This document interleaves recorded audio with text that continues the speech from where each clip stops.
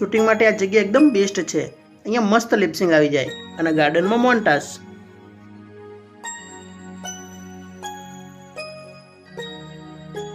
ભાઈ પ્રકાશ, શું કામ હતું મારું?